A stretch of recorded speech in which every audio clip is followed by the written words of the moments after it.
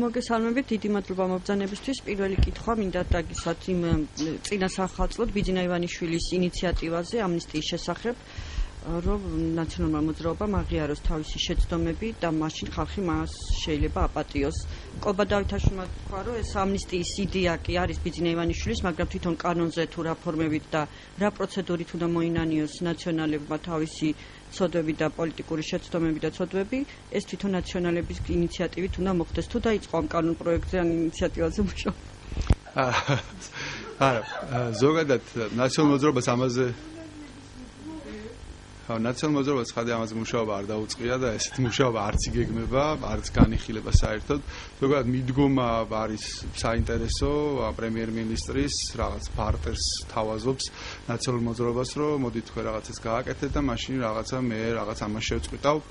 ამ დევნას ეს კიდევ ერთხელ აჩვენებს იმას, რომ ეს დევნა, რომელიც ხორცდება აქამდე იყო პოლიტიკური ხასიათის, საჩეღო თვითონ რასაც გვთავაზობენ ის, რომ რაღაც მობოდით რაღაც ჩვენ მუხლებზე დაეცით, მოინანიეთ და რაღაცა ბოდიში გადაიღუხადეთ, მოგვიხადეთ და რაღაც და ამის შემდეგ მოგიტევთ ამ ცოდვას და რაღაც აღარ დავიჭერთ ყოფილ ჩინოვნიკებს, ეს უბრალოდ სასაცილო არის. ნაციონალურ მოძრაობის წარმომადგენლები, ლიდერები არაერთხელ გამოცხადებია და ეხლა აცხადებენ, რომ არავის სისხლის სამართლებელი დევნის არეში ჩვენ ვთვლით, რომ წინა ხელისუფლება 99% ძალიან დიდი პროცენტი იყო სუფთა, არ ყოფილა გარეული არანაირ კორუფციაში. ნაციონალურ მოძრაობა არის ის ხელისუფლება, რომელმაც აღმოხვრა კორუფცია. თუ რაიმე დარღვევები არსებობდა, ნებისმიერი ადამიანი, რომელმაც რაიმე დარღვევა ჩაიდინა, ის უნდა დაისაჯოს მიუხედავად იმისა, ის არის ყოფილი ხელისუფლების წევრი თუ არ არის ყოფილი ხელისუფლების წევრი. ამიტომ ამ ხრივ ჩვენ გვაქვს ძალიან ცალსახა პოზიცია, ჩვენ ვთვლით, რომ მოსანანიებელი და შესანანიებელი არაფერი არ გვაქვს. თუ ვინმე იყო დამნაშავე, ხელისუფლების უნდა გამოიძიოს, მას აქვს ამის შესაბამისი ბერკეტები და ნებისმიერი დამნაშავე ადამიანი უნდა დაისაჯოს. რაც შეეხება ირაკლი ოქროშვილს, საუბარია, რომ მას დღეს ან ხვალ უკვე გამოუშვებენ. როგორი ამაზე თქვენი კომენტარი როგორი იქნება? ხო, მე რამდენიც ვიცი რაღაც რა გარკვეული ბრალდებების გარკვეული ნაწილი მოიხსნა, დარჩენა თუ არის ერთი ბრალდება, რომლის განხილვაც დღეს არის და თუ ეს ბრალდებაც მოიხსნება, მან შეიძლება დატოვოს საპყრობილო. მე გამიჭირდება რაღაც კონკრეტული შეფასების გაკეთება, შეიძლება იჭიარსებოდეს უბრალოდ რომ პროკურატურა არ მუშაობს სათანადოდ და ეს იყოს რაღაც გარკვეული გარიგების ნაწილი, რომ და ამის შესახებ საზოგადოებაშიც გაჟღერდა ეს აზრი, რომ ეს ადამიანი სპეციალურად ჩამოიყონა საქართველოში იმ მოლოდინით, რომ ის მიცემს რაღაც უნიკალურ ჩვენებებს წინა ხელისუფლებასთან მიმართებაში და დადებს რაღაც ისეთ კომპრომატებს, რომელიც აქამდე ვერ დადო დღევანდელმა ხელისუფლებამ. თუმცა მე მეეჭება, რომ ეს იყოს სიმართლე. ჩვენ გვახსოვს ოქროაშვილი რამდენიმე წლის წინ, როდესაც აფრიალებდა რაღაც საბუთების პაკეტს თორსტე მიუნხენიდან და იძახდა, რომ ეს მთელი ეს პაკეტი იყო კომპრომატები მიხეილ სააკაშვილის პირადად, მიხეილ სააკაშვილის და მისი ხელისუფლების წინააღმდეგ, თუმცა შემდეგ ეს კომპრომატები არცად არ გამოჩენილა. ასეთი ბრალდები ჩვენ არაერთი მოვისმინეთ, ასევე სხვა მაღალი თანამდებობის პირებიდან, რომელმაც დატოვეს წინა ხელისუფლება, იყო ეს ნინო ბურჯანაძე თუ იყო ეს ზურაბ ნუღაიდელი, თუმცა ჩვენ ვნახეთ, რომ არანაირი კომპრომატები ხო, ეს გარიგების არსი შეიძლება ყოფილიყო ეს, რომ ეს ადამიანი ჩამოვიდა საქართველოში, მას გაამართლებენ, გამოუშვებენ და სანაცვლოდ მისგან შეიძლება ელიან, რომ ის დადებს რაღაც კომპრომატებს წინა ხელისუფლებასთან მიმართებაში. თუმცა კიდევ ვიმეორებ, რომ მე ძალიან მეეჭება, რომ მან რაიმე ასეთი სახის კომპრომატი დადოს.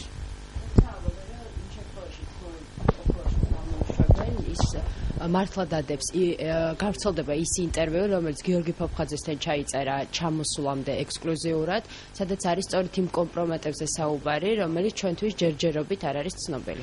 ხო, ინტერვიუსაც შეეხება, ინტერვიუ შეიძლება გავრცელდეს, ამაში არანაირი პრობლემა არ არის. ჩვენ არაერთი ოქროაშვილის ინტერვიუ გინახია, მათ შორის გინახია პირდაპირ ჩართვა თბილისში მიტინგზე, თუ არ ვცდები, სწორედ მიუნხენიდან იყო ეს ჩართვა და კიდევ ვიმეორებ, კომპრომატებზე ეს ადამიანი საუბრობს უკვე რამდენიმე წელია, მათ შორის რაღაც ძალიან მკვეთ განცხადებებს აკეთებს, რომ სააკაშვილის ხელისუფლება უკეთავდა კონკრეტულ ჩინოვნიკების თუ ბიზნესმენების თუ ოლიგარქების რაღაც სიკვდილს და ასე შემდეგ და შემდეგ, მაგრამ კონკრეტული კომპრომატები, მათ შორის არის მთელი პაკეტი საბუთების, რომელსაც ის აფრიალებდა და მე მახსოვს ეს კადრები, როგორ აფრიალებდა ის ამ პაკეტს და იძახდა, რომ აი ამას მე ჩამოვიდნენ საქართველოში და ასე შემდეგ. ეს საბუთები არცად არ გამოჩენილა. ხო, მსგავსი განცხადებები კიდევ იმერობ ჩვენ გვინახია არაერთი სხვა სააკაშვილის ხელისუფლებიდან წასული მაღალი თანამდებობის პირისგან, მათ შორის ყოფილი პარლამენტის თავმჯდომარესგან და ყოფილი პრემიერ-მინისტრისგან, მაგრამ არანაირი მსგავსი კომპრომატი ჯერჯერობით არ გამოჩენილა და მე პრინციპში დარწმუნებული ვარ, რომ მსგავსი კომპრომატები არ იქნება. ინტერვიუც ხადია შეიძლება იყოს ახლა ლაპარაკს ვერავინ ვერ დაუშვის მათ შორის ვერც ირაკლი ოქროაშვილს. ილაპარაკებს ძალიან ბევრს დარწმუნებული ვარ. თენგიზ გუნავაზე მინდა გკითხოთ, ის არის ბრალდებული და პრეზიდენტმა მაინც დანიშნა სამეგრელოში გუბერნატორად. იურისტების გარკვეული ნაწილი ამბობს, რომ ამით კანონი დაარღვია პრეზიდენტმა. თქვენი შეფასება? ხო, მეც გუში მოვისმინე, რომ არსებობს რაღაცა კანონი, რომელიც თურმე გძალავს თუ ადამიანზე არის ეხლა სამართლებრივი დევნა, რომ ის დაინიშნოს სახელმწიფო თანამდებობაზე.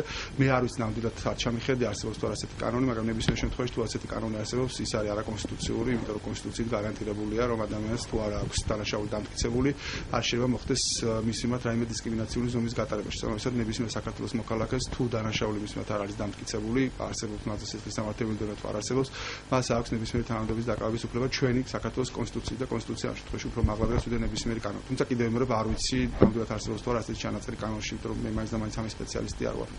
ეს გადაწყვეტილება რომ პრეზიდენტმა დაინიშნა გუბერნატორად, როგორ აფასებს პრეზიდენტის გადაწყვეტილებას, რატომ იქნა მაინც პრეზიდენტმა დაინიშნა პრეზიდენტის სახელმწიფო. ხო, მე არ მგონია რომ თენგიზ გუნავას დანიშნა იყოს მაინც და მაინც პირდაპირ კავშირში მის მიმართ წაყენებულ პრეტენზიებთან, თუმცა პრეტენზიებსაც ვერ დავართვებ, მის მიმართ ცალსახად ტარდებოდა, ეს იყო პოლიტიკური დევნა და ეს დადასტურდა მას შემდეგ, რაც ჩინეთის საქმეთა სამინისტრო აღიარა, რომ ამ ადამიანს უბრალოდ ჩაუდეს ნარკოტიკები და იარაღი, ამიტომ ეს იყო ცალსახად გამოჩნდა, რომ იყო გაცემული ბრძანება, რომ ეს ადამიანი უნდა დაიჭიროთ ნებისმიერ ფასად. თენგიზ გუნავა დაინიშნა, მე ვიყავი გუში პრეზიდენტთან ერთად წარდგენაზე, დაინიშნა იმის გამო, რომ ეს ადამიანი არის იმ რეგიონიდან, იმ რეგიონს იცნობს ძალიან კარგად, ნამუშევარი აქვს იმ რეგიონში, იცნობს მათ შორის ადმინისტრაციის უამრავ თანამშრომლებს, რომლებიც იქ არიან, აქვს საკმაოდ სერიოზული გამოცდილება კორუფციასთან ბრძოლის თვალსაზრისით, მათ შორის რაღაც ნარკოდანაშაულთან ბრძოლის თვალსაზრისით. ეს იყო ის მიზეზები და ეს მიზეზები დაასახელა თვითონ პრეზიდენტმაც, როდესაც ის წარადგინა. თუმცა მეორე მხრივ შეიძლება ითქვას, რომ ეს იყო რაღაც პრეზიდენტის მხრიდან ერთგვარად პასუხი ყველა იმ ქმედებებთან მიმართებაში, რომელსაც ჩვენ ხედავთ ახალი ხელისუფლების მხრიდან და ესეთი ქმედებები არის ძალიან ბევრი და მათ შორის პრეზიდენტს გუშინ გააჟღერა, რომ უკვე გაჩნდა რაღაც კორუფციის ნიშნები, მათ შორის პატრულთან დაკავშირებით გახმაურებული იყო რაღაც თამისაღების ფაქტი იყო. არ ვიცი, მეც გუშინ მხოლოდ პირადად მოვისმინე პრეზიდენტის მხრიდან, მე იმედი მაქვს, რომ დადასტურდება და ეს ადამიანები დაიჯებიან. კი, ნახე შინაგან საქმეთა სამინისტროს განცხადება, ისინი უარყოფენ. უარყოფას ჩემი აზრით უკეთესი იქნებოდა, რომ გამოიძიონ ახლა მართლა მოხდა თუ არა ესეთი ფაქტი, იმიტომ რომ ჩემი აზრით ძალიან მნიშვნელოვანია, რომ თუ ესეთი ფაქტი მოხდა, ამაზე რეაგირება მოხდეს ძალიან სწრაფად, იმიტომ რომ თუ ესეთი პრეცედენტები გამეორდება, ეს ძალიან სწრაფად გაიდგავს ფერს და ჩვენ ძალიან სწრაფად შევა დავბრუნდეთ იმ წარსულში, საიდანაც ჩვენ მოვდივართ. მე არ მაქვს ზუსტად ლოკაციასთან დაკავშირებით ნამდვილად არ მაქვს ინფორმაცია, პრეზიდენტმა ის უბრალოდ გააჟღერა. მე მეც გამიდოდა, რომ ესეთი რაღაცები უკვე ხდება და პრეზიდენტის მხრიდან ეს გადადგმული ნაბიჯად ესეთი ადამიანი დანიშნა გუბერნატორად, რომელიც გამორჩეული იყო რაღაც კორუფციასთან ბრძოლასთან მიმართებაში, ეს არის პასუხი ერთგვარი, შეიძლება იყოს რაღაც სიმბოლური პასუხი, რაღაც იმ უკანასკნელ პერიოდში განვითარებულ მომენტთან დაკავშირებითაც. სახელმწიფო დროშაზე მინდა გკითხოთ, გავრცელდა ინფორმაცია მისი შეცვლის შესახებ, გაქვთ თუ არა ამის შესახებ რაიმე ინფორმაცია და რას ფიქრობთ თქვენი მოსაზრება ამასთან დაკავშირებით? არა, მე არ მაქვს ესეთი ინფორმაცია, მე მაქვს ზუსტად იგივე ინფორმაცია, რაც თქვენ გაქვთ, ანუ რაღაც ინფორმაციები, რომელიც გავრცელდა სხვადასხვა მედია საშუალებებში, სოციალურ ქსელებში, მე რაც ვნახე, რა დამოკიდებულება მქონდეს, მე ძალიან მომწონს საქართველოს დროშა და ვთვლი, რომ ის უნდა დარჩეს საქართველოს დროშად, ასევე გავრცელდა ინფორმაცია, რომ ნაციონალურ მოძრაობას უნდა აეკრძალოს სახელმწიფო დროშის გამოყენება, რაც გონია ასევე აბსურდი და ვერავინ ვერ დამიშლის მე, რომ თუნდაც ჩვენი პარტიის ოფისიდან გადმოვიდო საქართველოს დროშა და დავიწყო მისი ფრიად. მე ვერ წარმოვიდგენე, როგორ შეიძლება ამას შემდეგ პატრული მოვიდეს და დამაჯარიმოს, რატო გამოვიყენე ნაციონალურ მოძრაობის ოფისში საქართველოს დროშა. ეს არის აბსურდი და სასაცილო და მე იმედი მაქვს, რომ ასეთ მარაზმამდე არ მივაქვს. თუმცა იმედი მაქვს, მაგრამ ხშირად არის ხოლმე ესეთი შემთხვევები უკანასკნელ პერიოდში, როდესაც მე მაქვს ხოლმე იმედი, რომ რაღაც საკმაოდ უაზრო ინფორმაცია, რომელიც გაჟღერდება, შემდეგ არ დადასტურდება, მაგრამ ხშირად დასტურდება ხოლმე. ძალიან ხშირად საუბრობენ, რომ ოქტომბრის შემდეგ ქვეყანაში შეჩერდა ინვესტიციების შემოსვლა, ამის შესახებ გააკეთა სავაჭრო პალატის თავმჯდომარემაც განცხადება, პრეზიდენტის გამოვიდა ინიციატივით და მიმართა მთავრობას, რომ შეიქმნა ერთობლივი კომისია, რომელიც ამ მიმართულებით იმუშავებს. აი ამ ეტაპზე თქვენი რა ინფორმაცია გაქვთ, გარკვეულწილად თუ მოგვარდა ეს პრობლემა, თუ არის რაღაც დადებითი ტენდენცია ამ მიმართულებით ინვესტიციებთან დაკავშირებით და როგორ შეიძლება ეს აისახოს ზოგადად ქვეყნის ეკონომიკაზე? არა, დადებითი ტენდენცია არ არის, მე რა ინფორმაცია მაქვს და ეს არის პრინციპი საჯარო ინფორმაცია, ეკონომიკური ზრდა არის მნიშვნელოვნად შეჩერებული, ეკონომიკა მიდის რეცესიისკენ, ანუ კლება არის ინტენსიური, ყოველი შემდეგი თვე ეკონომიკური ზრდა არის სულ უფრო დაბალი, ჯერჯერობით ასეთი ტენდენცია თუ შევხედოთ ოქტომბერ, ნოემბერ, დეკემბერს, ეს არის ძალიან ცუდი. გარდა ამისა, მნიშვნელოვნად არის შემცირებული პირდაპირ უცხოური ინვესტიციები. და მოსახლეობის გასაგები იყოს რას ნიშნავს ეს ნიშნავს რომ დღეს ნაცვლად იმისა რომ ახალი სამუშაო ადგილები იქნებოდეს სამუშაო ადგილები რეალურად კვდება ანუ არსებული სამუშაო ადგილებიც იკარგება და ეს ხდება სწორედ იმის გამო რომ საქართველოში იკლო პირდაპირმა უცხოურმა ინვესტიციებმა ეს არის პირდაპირ კავშირში ერთის ხრივ იმ ინიციატივებთან რომელიც აქვს დღევანდელ ხელისუფლებას და ეს ინიციატივები მაგალითად ეხება თუნდაც იგივე შრომის ბაზრის რაღაც ზედმეტი რეგულაციებით გადატვირთვას ეს არის სიგნალი ნებისმიერი უცხოური ინვესტიციისთვის უცხოური ინვესტორისთვის რომ საქართველოში ჩადებული ფულის შემთხვევაში ისინი ამოიღებენ ბევრად ნაკლებ მოგებას ვიდრე სადღაც სხვა ქვეყანაში რო ჩადონეს თანხა ეს არის პირდაპირ კავშირში იმ განცხადებებთან რომელსაც ჩვენ ვისმენთ როგორც პრემიერ-მინისტრისგან პირადად ისე სხვადასხვა მინისტრებისგან მაგალითად იყო განცხადებები რაღაც დიდი ჰესების შენებლობა შეჩერდება იყო განცხადებები იმას რომ კაზინოები უნდა დაიკეტოს და ამის გამო არაერთი ინვესტიცია გაჩერდა აჭარაში ხა იყო განცხადება რომ რაღაც ცოტა ხნის წინ იყო განცხადება რომ ყარცი ახალქალაქის რკინიგზა შეიძლება გაჩერდეს და შემდეგ ხადია ეს გადათქვეს იყო განცხადებები იმასთან დაკავშირებით რომ რაღაც TAF ჯორჯია რომელიც არის თბილისის და ბათუმის აეროპორტის ოპერატორი იმასთან დაკავშირებით არსებობს რაღაც პრობლემა შეიძლება ეს ინვესტორი საქართველოსდან გაუშვათ ეს არის სიგნალები ესეთი განცხადებები როდესაც ისმოდა ხელისუფლებაში ყოფილი პოლიტიკური ძალისგან მანამდე სანამ ისინი იყვნენ ოპოზიციაში ამას ყურადღებას ცხადე არავინ არ აქცევდა იმიტომ სერიოზულად არავინ არ აღიქვამდა მაგრამ დღეს როდესაც ისინი არიან ხელისუფლებაში ნებისმიერი ასეთი განცხადება არის პირდაპირ სიგნალი უცხოურ ინვესტორისთვის რომ ის დაფიქრდეს 10 ჯერ უფრო მეტად მანამ სანამ საქართველოს ჩადეს ფულს და დაიწყებს რაღაც ახალ ბიზნესს. ეს და ამასთან კავშირში მინდა თქვა რომ მაგალითად გაჟღერდა რამდენიმე დღის წინ ინფორმაცია რომ პრემიები აიღეს ყველა მინისტრებმა და სამინისტროებმა. აქ სამინისტროს თანამშრომლებზე არ არის საუბარი, მაგრამ როდესაც ეს პოლიტიკური ძალა რომელიც ახლა ხელისუფლებაშია, სანამ ხელისუფლებაში მოვიდოდნენ, ყურები გამოუჭედეს ყველას ყვირილით, იმასთან დაკავშირებით რომ რაღაც ძალიან დიდ პრემიებს იღებენ წინა ხელისუფლების წარმომადგენლები და ასე შემდეგ და ეს არის კატასტროფა, ხალხს ძალიან უჭირს და როგორ შეიძლება ესეთი პრემია აიღო. უკაცრავად, მაგრამ წინა ხელისუფლების დროს ეკონომიკურის და სანამ ომი და სოფლიო კრიზისი დაიწყებოდა, იყო 12%, რაც იყო ერთ-ერთი საუკეთესო მაჩვენებელი სოფლიოში, ხო? და კრიზისის და მის შემდეგაც კი სოფლიო ფინანსური კრიზისის და 2008 წლის ომის შემდეგაც კი ჩვენის და ეკონომიკის იყო 6-დან 8%-მდე. რაც ასევე ერთ-ერთი საუკეთესო მაჩვენებელი იყო სოფლიოს მასშტაბით. და ამ ფონზე იღებდნენ ეს ადამიანები პრემიას და ეხლა როდესაც ეკონომიკური რეცესია, როდესაც სამუშაო ადგილები იკარგება, როდესაც რამდენიმე დღის წინ ნახეთ კადრები, ხო? ციტრუსის ფერმერები, რომელთაც ციტრუსი მოყავთ, იმაზე ნახევარ ფაშიც კი ვერ აბარებენ, რაც ჩაშანაბარებენ. და ამის ფონზე მინისტრები, მათ შორის განსაკუთრებით თვალსაჩინო ეკონომიკური ბლოკის მინისტრები იწერენ პრემიას და იძახენ რომ პრემია იმიტომ დავიწერეთო რომ თუნდაც რაღაც მომავალი წლის სახელმწიფო ბიუჯეტი მოვამზადეთო. ერთი რომ სახელმწიფო ბიუჯეტის მომზადება მათი პირდაპირ მოვალეობაა და მეორეც ის სახელმწიფო ბიუჯეტი 90% თუ მეტი არა. არის ნაციონალური მოძრაობის მიერ მომზადებული ბიუჯეტი, ეს არის მათ მიერ გაკეთებული ბიუჯეტი. ამ ბიუჯეტში მათ უბრალოდ აიღეს, მოაკლეს პრეზიდენტის სარეზერვო ფონდს 40 მილიონი, სუშროების საბჭოს 20 მილიონი, ვაუჩერების თანხა 350 მილიონი და ამას დაუმატეს გათვლილი ეკონომიკური ზრდიდან შემოსავლები და ერთიანად გადაანაწილეს რაღაც 5 ლარიან სადაზღვევო იმაზე, რაც არის სული სისულელე, წყალში გადაყრილი. ეს გააკეთეს, ამას მოანდომეს მათ 3 თვე და ამაში აიღეს პრემიები. ეს არის უბრალოდ სასაცილო. საქართველოს ბიზნესის კეთების სიმარტივის კუთხით საერთაშორისო რეიტინგებში ერთ-ერთ წამყვან პოზიციაზე იყო და შესაბამისად აი ამ ტენდენციის გამო, რაზეც ახლა თქვენ საუბრობთ, ამ კვლევებში და რეიტინგებში ცვლილებებს უნდა ველოდოთ თუ არა? დიდი ალბათობით კი, აი გუშინ წინ გამოქვეყნდა კიდე Heritage Foundation-ის რეიტინგები, სადაც საქართველოს გადაიწია კიდე უფრო აიწია და 21 ადგილზე ვიყავით ჩვენ ბიზნესის თავისუფლების კუთხით, რაც არის ცალსახად ძალიან მისასალმებელი. ეს იყო ის სიგნალები, რომელსაც წინა ხელისუფლება აძლევდა ინვესტორებს, რომ საქართველოს პერმანენტულად და სტაბილურად მიდის სულ უფრო მეტი ეკონომიკური თავისუფლებისკენ. ეს იყო ცალსახა, ესეთი ძლიერი სიგნალი, რომელსაც ჩვენ წლების განმავლობაში ვაგზავნებდით საქართველოსთან და სწორედ ეს იყო ძირითადი განმაპირობებელი იმისა, რომ საქართველოს შემოგვედა უცხოური ინვესტიციები. ცხადია, ჩვენ მაშინაც იყო კლება, მაგრამ ეს კლება იყო გამოწვეული მსოფლიო ფინანსური კრიზისის და 2008 წლის ომით, თუმცა ომამდე ჩვენ თითქმის ავედით წელიწადში მილიარდზე მეტი დოლარი შემოდიოდა, რაც ძალიან მნიშვნელოვანი მაჩვენებელი იყო. ეხლა ცხადია, მაშინ ომის შემდეგ ჩვენც ჰქონდა კლება, მაგრამ მაინც ჩვენ ვახერხებდით. ეხლა კიდევ ვიმეორებ იმ რიტორიკიდან გამომდინარე, რომელსაც ჩვენ ვისმენთ თვითონ პრემიერ-მინისტრისგან და სხვა მინისტრებისგან ერთის მხრივ და მეორეს მხრივ საკანონმდებლო ინიციატივებისგან, რომელსაც მე პირადად ვადენებ თვალყურს რა შემოდის პარლამენტში და ამ მხრივ თასაღად მინდა თქვა განსაკუთრებით აქტიურობს ყობა დავითაშვილი, ანუ ისეთი ინიციატივები, რომლებიც კლავს მიმართულებით პირდაპირ ბიზნესის მოყვლისკენ.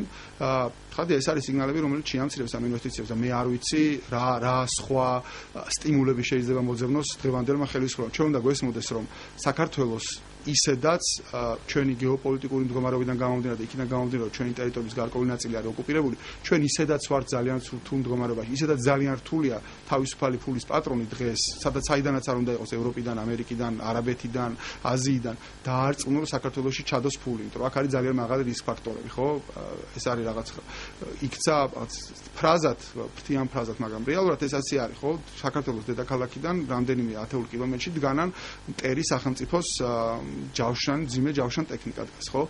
ეს არის ისეთი რისკი, რომელსაც ხო ჩვენ ვერ დამალავ და ვერაფერს ვერ გადააფარებ, ხო? ამას ისინი ხედავენ. ამიტომ ამის დასაბალანსებად ერთადერთი რაც ჩვენ შეიძლება შევთავაზოთ მათ არის ის, რომ შევთავაზოთ კიდევ უფრო თავისუფალი ეკონომიკური განმო. და არ შეიძლება ამ ეკონომიკური განმოს საფრთხე შეუქმნას თუნდაც იგივე მინისტრების რიტორიკამ, ხო? არ შეიძლება ერთ დღეს გამოდიოდა და იძახდე რომ კაზინოებს დავხურო, მერე უცებ მიხვდე რომ სისწრაფე გააკეთა, მეორე დღეს იძახდე რომ არა, გადავიფიქრე, ეს ჯერ კიდე რაღაც ჯერდობის საგანი. არ შეიძლება ერთ დღეს იძახდე რომ დიდი ჰესები არ უნდა ავაშენოთ, ეს არის კატასტროფა და რაღაცა და ზუსტად ერთ კვირაში იძახდე მერე რომ არა, იცით რაღაც ვილაპარაკეთ ვიღაც ექსპერტებთან და თურმე საჭიროა, თორე შეიძლება მერე ელექტროენერგია აღარ ქონდეს 2 წელიწადში, ხო? ესეთი რაღაც ორმაგის სიგნალები იმათ არის ძალიან დამაბნეველი და ბიზნესის თავარი არის სტაბილური გარემო. ისინი უნდა ხედავდნენ რომ საქართველოს მიდის ეკონომიკური თავისუფლების გზით. თუ ჩვენ ამ გზას გადავუხვიეთ, თუნდაც რიტორიკის დონეზე, ჩვენ დავყვაგოთ ძალიან ბევრ ფულს და ეს ნიშნავს რომ დავყვაგოთ ბევრ სამუშაო ადგილას. კი, გასაგებია, როცა თქვენ საუბრობთ უცხოურ ინვესტიციებზე, გასაგებია, რომ მაშინ ხელისუფლებასაც დასავლური კურსი ეჭირა და მათი ინტერესი იყო, რომ რაც შეიძლება მეტი უცხოური ინვესტიცია შემოსულიყო და განვითარება მომხდარიყო სწრაფი ეკონომიკის. რამდენად შესაძლებელია თქვენ ალტერნატიული სახსენეთ კაპიტალი, რამდენად შესაძლებელია, რომ ეხა ეს ადგილი თუ კი აღარ შემოდის და აღარ იზრდება კაპიტალი ინვესტიციები საზღვარგარეთ უცხოური, რამდენად შესაძლებელია, რომ სივრცე დაიკავოს რუსულმა ინვესტიციებმა, ძალიან ბევრმა ქართველმა ბიზნესმენმა, რომელიც მოღვაწეობს რუსეთში, დააფიქსირა თავისი ინტერესი უკვე, რომ მათ აინტერესებს საქართველოში რაღაცა. ხო, მე ამაში ვერანაირ პრობლემას ვერ ხედავ, ვერც რაზოს ვერ ხედავდი. ჩემი პოზიცია და ჩვენი პოზიცია, პარტიის პოზიცია არის, რომ წარმომავლობას თვითონ კაპიტალის არანაირი მნიშვნელობა არ აქვს, ეს კაპიტალი წამოვა რუსეთიდან თუ წამოვა ნებისმიერი სხვა ქვეყნიდან, მანამ სანამ ბიზნესის წესებს საქართველოში ადგენს საქართველოს ხელისუფლება, ანუ თუ ისინი ოპერირებენ საქართველოში, საქართველოს მიერ დადგენილი ბიზნესის წესებით, კაპიტალის წარმომავლობას არანაირი მნიშვნელობა არ აქვს, იმიტომ რომ კაპიტალის წარმომავლობის გაკონტროლება დღევანდელ თანამედროვე გლობალიზებულ სამყაროში არის პრაქტიკულად შეუძლებელი, ხო? კაპიტალი შეიძლება შემოვიდეს, ფული ჩადოს საქართველოში რაღაცა, არ ვიცი, პოლონურმა კომპანიამ, მაგრამ ამ კომპანიის დამფუძნებელი შეიძლება იყოს რომელიღაცა კომპანია, რომელიც არის რეგისტრირებული გერმანიაში, იმის დამფუძნებელი შეიძლება იყოს კომპანია, რომელიც არის რეგისტრირებული ბელგიაში და იმის დამფუძნებელი შეიძლება იყოს კომპანია, რომელიც არის რუსეთში, ხო? ამის რაღაც დევნა და ძიება, სად არის რაღაც ფულის წყარო, გონია რომ არის უბრალოდ დროის, ენერგიის და ფულის წყარო. ეს არის აბსურდი, ხო? ამიტომ კაპიტალის წარმომავლობას არანაირი მნიშვნელობა არ აქვს, ოღონდ ვინმემ დაიკავოს, ოღონდ ვინმემ საქართველოში ფული ჩადოს, ჩვენ ესეთ მდგომარეობაში ჩვენ გვჭირდება, რაც შეიძლება სწრაფად ბევრი სამუშაო ადგილების შექმნა და ჩვენ არა ვართ ისეთ მდგომარეობაში, როცა ჩვენ შეგვიძლია ვირჩიოთ, ზოგადად არჩევა სისულელე, მაგრამ შეიძლება იყოს ისეთ მდგომარეობაში, როცა შეიძლება ასარჩევად ხდეს. ჩვენ არა გვაქვს ასარჩევად ნამდვილად და არანაირი საფრთხე თუ რუსული კაპიტალი შემოდის ბიზნესში, არანაირი საფრთხე საქართველოს არ წარმოადგენს. ეს არის აბსურდი და ეს არის სასაცილო, ვინც ამაზე ლაპარაკობდა, მე ამას ყოველთვის დავცინოთ. რუსული კაპიტალი და რუსული ფული საშიში არის ქართულ პოლიტიკაში და არა ქართულ ბიზნესში. კონსტიტუციურ ცვლილებებზე იწყებს უმრავლესობა მუშაობას პარლამენტში, ალბათ იქ მოხდება ამის ინიციირება და მაინტერესებს თქვენი პოზიცია, რომელიც ითვალისწინებს პრეზიდენტისთვის უფლებამოსილების შეზღუდვას. ამის პარალელურად არის გარკვეული ჯგუფი, რომელიც მართავს იწყებს აქციებს პრეზიდენტის გადადგომის მოთხოვნით. ხედავთ თუ არა ამ ჯგუფის უკან თქვენს ოპონენტებს ქართული ოცნებიდან და თვითონ ამ საკონსტიტუციო ცვლილებებს როგორ უყურებთ? ხო, რაც შეეხება რაღაც აქციების დაწყებას პრეზიდენტის გადადგომის მოთხოვით, გონია რომ ეს აქციები აპრიორი განწირულია იმისთვის, რომ დასრულდეს კრახით, ამიტომ ამას მაინც და მაინც სერიოზულად ჩვენ არ უყურებთ. რაც შეეხება საკონსტიტუციო ცვლილებებს, იქ ორ ცვლილებაზე არის საუბარი, ერთი შემთხვევაში საუბარი არის პრეზიდენტის უფლებამოსილების კონკრეტულ რაღაც ცვლილებაზე. მე მგონია რომ ეს არის რაღაც ერთის მხრივ რაღაც ყურადღების გადატანა საზოგადოების ნიშნულოვანი საკითხები და ნაკლებად ნიშნულოვანი საკითხებზე. ეს არის ყურადღების გადატანა თუნდაც იმ ფაქტიდან რომ მათ ვერანაირი დაპირებები ვერ შეასრულეს, იმ ფაქტზე რომ თურმე რაღაცა კონსტიტუციაში არსებობს რაღაცა ისეთი ჩანაწერები, რომელიც პრეზიდენტს აძლევს საშუალებას დაითხოვოს პარლამენტიდან მთავრობა და აი ეს ყოფილა თურმე მთავარი პრობლემა და ამის გამო ვერ ასრულებენ დაპირებებს. ეს არის ჩემი აზრით სასაცილო არის, მათ შეუძლიათ დღეს არსებული მდგომარეობით და პრეზიდენტმა ცალსახად განაცხადა, მას შემდეგაც მან განაცხადა, რომ ჩვენ დავმარცხეთ არჩევნებში, რომ ის ხელს არ შეუშლის მომავალ მთავრობას, რომ იმუშაოს და ის ცდილობს ყველანაირად პირიქით ხელი შეუწყოს და არა მხოლოდ ის, ჩვენ პარლამენტში უმცირესობას ვცდილობთ მაქსიმალურად კონსტრუქციულები ვიყოთ და ვიმუშაოთ მათთან ერთად, რომ მათ თუნდაც ის დაპირებები შეასრულონ, რომელიც მათ მისცეს მოსახლეობას, ხო? ანუ ეს არის უბრალოდ ყურადღების გაატანა, მეტი არაფერი. მეორე ცვლილება ეხება პარლამენტის ქუთაისიდან თბილისში გადმოტანას, თუმცა ახლა ქართული ოცნება ცდილობს ეს შეფუთოს ისე, რომ რაღაც აქ არ უნდა იყოს კონსტიტუციაში ჩანაწერი, კონკრეტულ ლოკაციაზე არ უნდა იყოს მითითება, რაც არის აბსურდი, იმიტომ რომ არსებობს ასეთი კონსტიტუციები, სადაც მითითებული არის, ამიტომ აქაც ეს არ არის არსებითი. მეორე არგუმენტი, რომელიც მათ მოიყონეს, არის ის, რომ პარლამენტი უნდა იყოს ხალხთან, რაც ასევე ძალიან სასაცილოა, იმიტომ რომ ეს ნიშნავს, რომ ისინი ხალხად აღიქვამენ მხოლოდ თბილისის მოსახლეობას და ხალხად არ თვლიან ქუთაისის ან თუნდაც დასავლეთ საქართველოს მოსახლეობას. მესამე არგუმენტი იყო, რომ ხარჯები იზრდება, როდესაც პარლამენტი არის ქუთაისში, რაც ასევე აბსურდი არის, იმიტომ რომ ერთი დათვალეს და ნახეს, რომ პირიქით ხარჯები შემცირდა, იმიტომ რომ ის ახალი შენობა ბევრად უფრო ენერგოეკონომიურია, ერთის მხრივ, ხოლო მეორეს მხრივ არანაირი ხარჯები არ გაზრდიდა, იმიტომ რომ როდესაც თბილისში არის პარლამენტი, მაჟორიტარებს უწევთ თბილისში ყოფნა, თბილისში ცხოვრება და მათთვის პარლამენტი თბილისში ქირაობდა ბინას, ასე რომ თბილისიდან წავლენ და ქუთაისში ქირაობენ ბინას, სადაც ბევრად უფრო იაფია ბინის ქირაობა, თუ თბილისში ჩამოიყვან ხალხს და თბილისში ქირაობენ ბინას, ამით არსებითად არაფერი არ იცვლება. არც განსაკუთრებული დისკომფორტი არ არის, მე თვითონ პარლამენტის წევრად დავდივარ. პრობლემად მივდივარ და პრობლემად მოვდივარ და მათ შორის პარლამენტში მუშაობის ხროც არანაირი პრობლემა არ არის. ეს არის უბრალოდ ერთი ადამიანის ახირება, ცალსახად და მეტი არაფერი. მინდა ვთქვა, რომ თვითონ პარლამენტარებსაც კი, მათ შორის უმრავლესობიდანაც კულუარებში, ერთ-ერთ საუბარში არანაირი რაღაც განსაკუთრებული პრეტენზიები პარლამენტის ქუთაისში ყოფნასთან დაკავშირებით ნამდვილად არ აქვს. უბრალოდ ისინი ემორჩილებიან რაღაც ბრძანებას, რომელიც მიიღეს ხელმძღვანელისგან და ამის გამო აქვთ ეს თემა წამოწეული. ეს არის და ეს მე იმედი მაქვს, რომ ისინი ვერ მოახერხებენ და მე იმედი მაქვს, რომ ეს ჩემი აზრით უნიკალური შენობა, რომელიც არის ქუთაისის პარლამენტის შენობა, ეს დარჩება ქუთაისში და მის ფუნქცია იქნება ის, რომ იქნება საქართველოს პარლამენტი განთავსებული. დიდი მადლობა.